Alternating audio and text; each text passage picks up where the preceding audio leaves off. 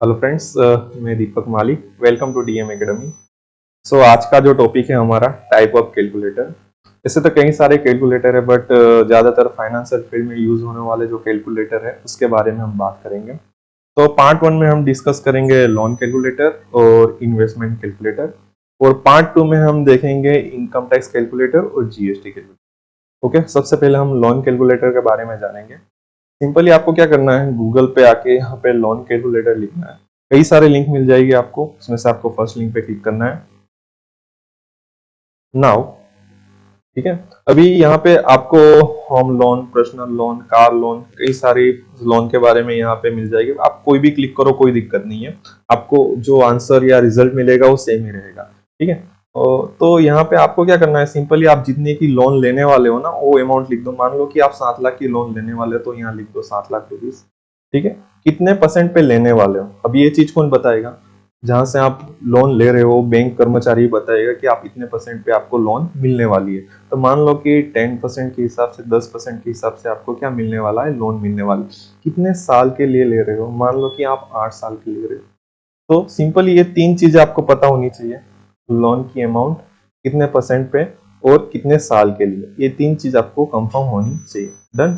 Now आपको यहाँ पे रिजल्ट मिल जाएगा कि आपका जो ईएमआई यानी क्या, हर महीने जो हम किस्त देते हैं लोन लेने के बाद, वो जो है 10,622 रुपये समथिंग हो रहा है। मतलब हर महीने आपको इतना ईएमआई यानी किस्त देना ही पड़ेगा। ठीक है, हमारा जो लोन का अमाउंट था वो कितना था, 7 लाख था, और इंटरेस्ट रेट था 10%। और कितने साल के लिए ले रहे हैं, 8 साल के लिए।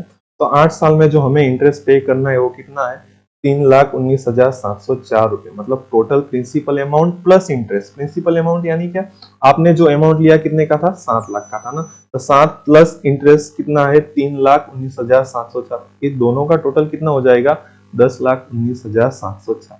सो इस तरह आप जान सकते हो कि आप जो लोन ले रहे हो ना उस पे आपको कितना इंटरेस्ट पे करना है। वो सारी इंफॉर्मेशन आपको यहाँ से सिंपली मिल जाएगी।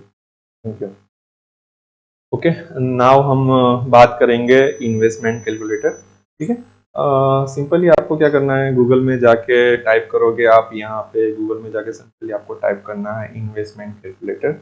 बहुत सारी लिंक मिल जाएगी आपको। ठीक है, आप कौन सी भी लिंक पे क्लिक कर दो, कोई दिक्कत नहीं है। नाउ यहाँ पे आपके पास जो ऑप्शन है वो दो है, एसआईपी और लमसम। सबसे पहले हम बात करेंगे एसआईपी। एसआईपी मतलब क्या, आप हर महीने कितना बचा सकते हो, बचत कर सकते हो। ठीक है, वो अमाउंट आपको यहाँ लिखनी है। मान लो कि हर महीने में 5,000 तक मैं बचत कर सकता हूँ, तो मैं यहाँ लिख देता हूँ 5,000।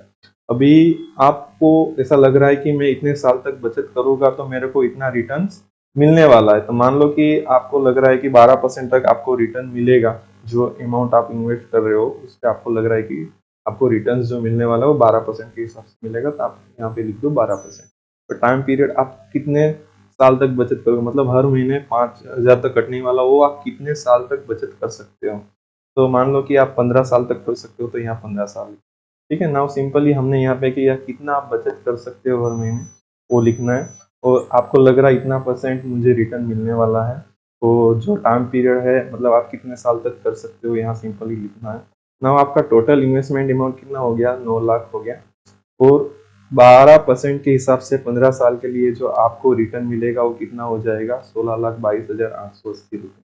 मतलब आपको जो टोटल वैल्यू कितनी मिलेगी 15 साल बाद, 25,22,880 रुपये समथिंग आपको जो इन्वेस्टमेंट किया है उसकी फुल वैल्यू आपको 15 साल के बाद मिलेगी। ये हो गया एसआईपी, मतलब हर साल हर महीने जो आप बचत करोगे ना उसके हिसाब से हो गया। नाउ लमसम जानेंगे। लमसम यानी क्या, one time investment. One time investment मान लो कि आपके पास 5,000 है, 10,000 है, 15,000 है, 20,000 है, लाख है, 2 लाख है, जितने भी अमाउंट हो वो वन टाइम इन्वेस्ट करना चाहते हो। तो मान लो कि आपके पास समथिंग 2 लाख रुपए, तो यहाँ लिख दो आप 2 लाख रुपए। 2 लाख रुपए आपके पास है, आपको लगता है कि मेरे को इतने परसेंट इंटरेस्ट मिलेगा। मान लो कि आपको 8% समथिंग इंटरेस्ट मिलने वाला है, तो यहाँ पे आप लिख सकते हो 8% रिटर्न। अभी वो जो आप 2 लाख रुपए इन्वेस्टमेंट कर रहे हो कितने साल के लिए कर रहे हो, 10 साल, 15 साल, मान लो कि आप 20 साल तक करते हो। ठीक है, तो नाउ आप देख सकते हो आपने इन्वेस्टमेंट किया था 2 लाख, आपको लग रहा है कि 8% के हिसाब से मुझे रिटर्न मिलने वाला है, तो लिख दो यहाँ 8%। और टाइम पीरियड है, आपको लग रहा है 20 साल तक मैं इसको इन्वेस्टमेंट कर सकता हूँ। तो टोटल इन्वेस्टमेंट हमारा 2 लाख ही हुआ। बट आपको जो रिटर्न मिलेगा वो कितना हो गया, 7,32,191 जैसा हो गया। मतलब टोटल जो आपको वैल्यू मिलने वाली है 20 साल बाद वो कितनी होगी, 9,32,000 समथिंग आपको अमाउंट पे आउट होगी जब आप ये इन्वेस्टमेंट कंप्लीट करते हो 20 साल के लिए। तो इस तरह आप SIP के थ्रू हर महीने जो बचत कर सकते हो उसके बारे में आप जान सकते हो कि कितना रिटर्न मिलने वाला है, कितनी अमाउंट मिलेगी, और लमसम में वन टाइम इन्वेस्टमेंट में भी आप कितना इन्वेस्टमेंट करते हो, कितने परसेंट के हिसाब से वो टाइम पीरियड लिखोगे तो आपको आपका रिजल्ट आंसर मिल जाएगा। सो नाउ हमने लोन कैलकुलेटर और इन्वेस्टमेंट कैलकुलेटर बारे में जान लिया। अभी सेकंड पार्ट में हम डिस्कस करेंगे इनकम टैक्स कैलकुलेटर और GST कैलकुलेटर। अभी ये सारे जो कैलकुलेटर है आपको कहीं ना कहीं कैसे भी यूज होने वाले हो, चाहे आप कोई भी फील्ड से जुड़े हो। तो ऐसी इंफॉर्मेटिव वीडियोस के लिए हमारे साथ जुड़े रहें।